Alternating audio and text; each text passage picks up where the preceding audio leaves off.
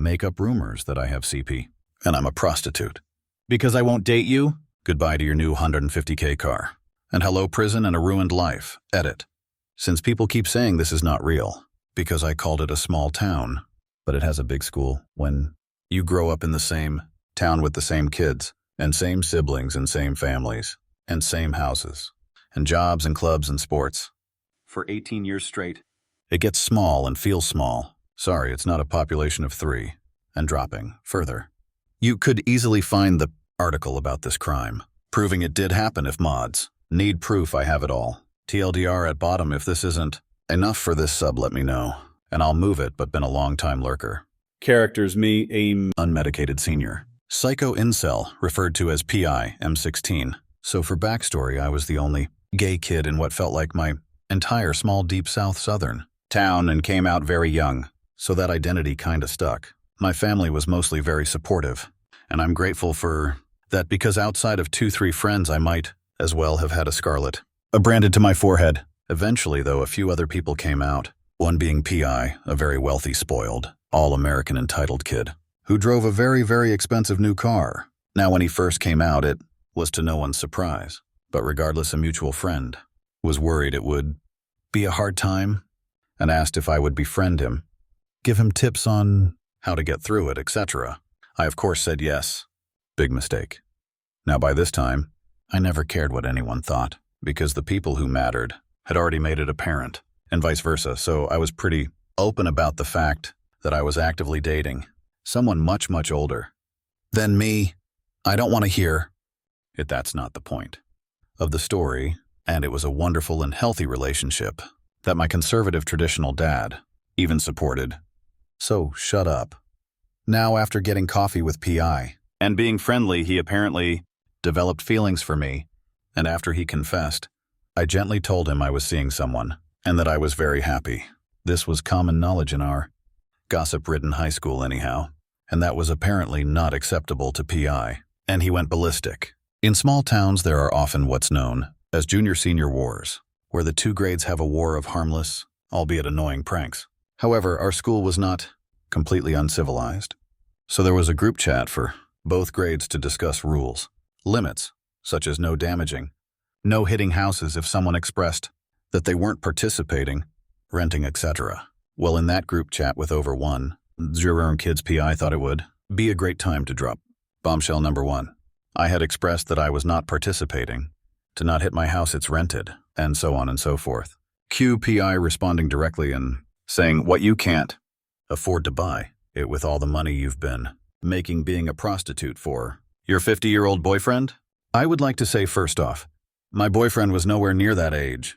I saw red. I love that man to death and felt a forehead vein practically hemorrhage.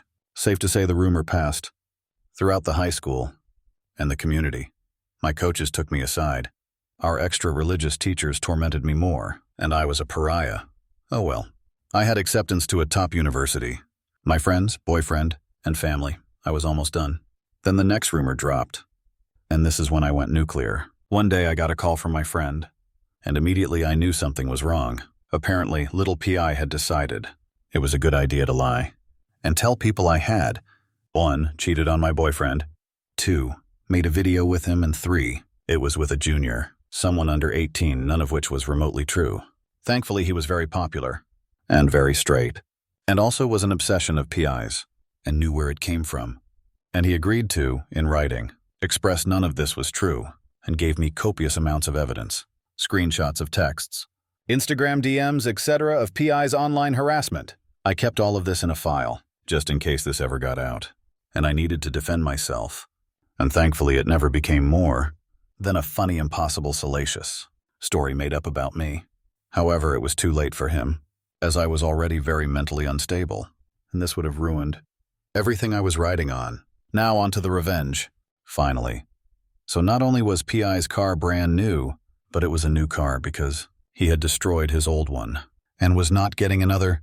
Love small town gossip, but also driving through someone's house is pretty conspicuous, lol. Now, I'll admit I did not come up with this.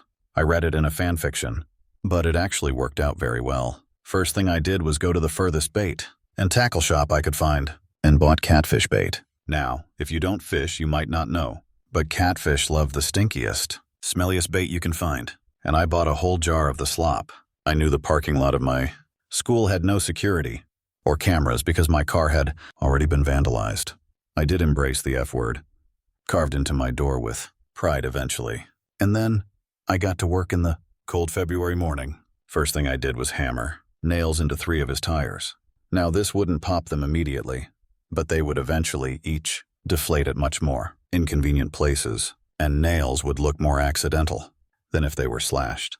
Then I took poison ivy and rubbed it all over the door handles of his car. Afterwards, I took a mix of gravel and Vaseline and spread it all over the windshield wipers, which would just scratch the hell out of it, all once he used them. My favorite, however, was using the catfish bait. Knowing enough about cars, i.e. copious Googling, I figured out how to get to the AC portion and poured in the catfish bait. Sadly, I wouldn't be able to witness this, but he wouldn't be using his AC for another month or so since it's still cold. All that time for it to rot, fester, congeal, and the first day it's warm, and he decides to blast AC. His car will be filled with the fumes of 1,000 rotten piles of roadkill in low tide without any idea where it's coming from or how to get rid of it.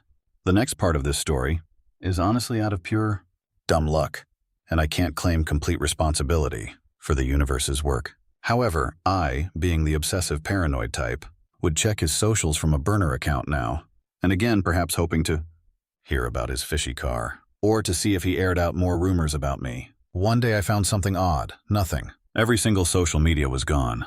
Out of pure curiosity, I Googled his name and found something very juicy.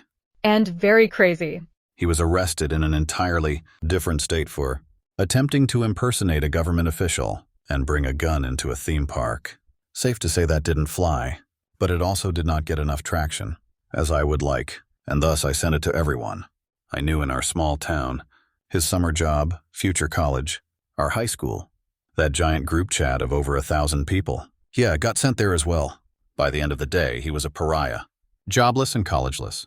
I left my town, and honestly haven't heard anything about him since, but I can't imagine he amounted to much being that insane, and with that type of crime as well. TLDR guy is mad I won't date him, tells my town I'm a prostitute because of the age difference, then further tries to tell people I'm a pedophile, so I destroy his car and ruin his reputation.